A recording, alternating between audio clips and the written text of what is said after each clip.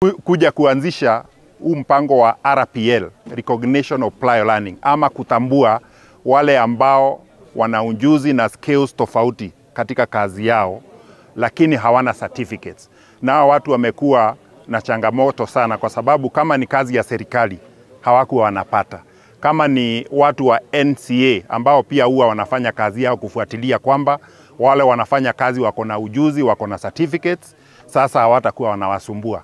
So watakuwa huru wakifanya kazi yao na wataweza kuongeza hata pesa kwa mifuko yao kwa sababu hawatakosa nafasi za kufanya kazi za mkono. Kwa hivyo pia hii kazi ama hii assessment ya kupewa certificate itawawezesha wale wako bado na nguvu ya kufanya kazi hata nje na wanataka kwenda nje. Pia wale watu wanatafuta ama kampuni zinatafuta watu hapa Kenya wanataka pia watu wako na certificates. Sasa Geshogo tutakuwa mbele kwa sababu tutakuwa na watu wengi wako na certificates za ile kazi ama taaluma zinataka kufanyika pale, kama ni Dubai, kama ni Qatar na nchi zingine zote zile zinahitaji wafanyikazi kwa sababu hapa labor tuko na nyingi.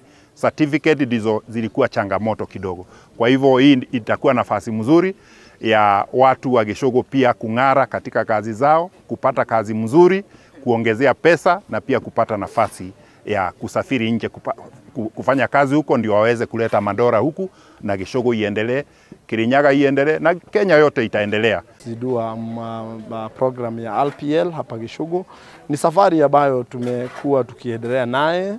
Tumeweza kufanyisha mtihani wanafunzi wa kwanza 24 na wakaweza kufusu.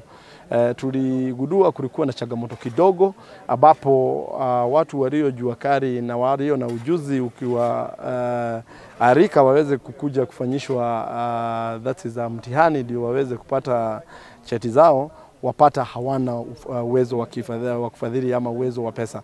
Na hivyo tukatafuta mfadhili ambapo ndio tuliweza kukutana na NGCDF na wakaweza kusema watalipia wa kwanza 100. Tunawashukuru kwa hayo.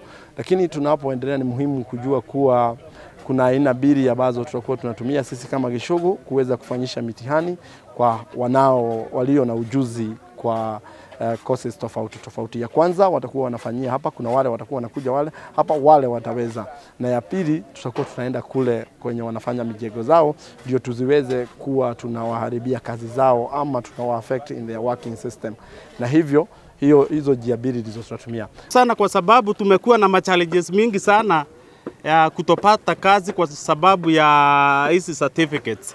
Like kwa sasa hivi kuna pali nilikuwa niitiwa kazi lakini kwanza nikaulizwa kama niko na certificate na sikuwa na yenyewe by the way, so hiyo kazi ikaenda tu hivyo. But for now kwa sababu sasa tumeambiwa within kitu kama miezi 3 ijayo next year tutakuwa na hizo zenyewe certificate na tutafurahi sana.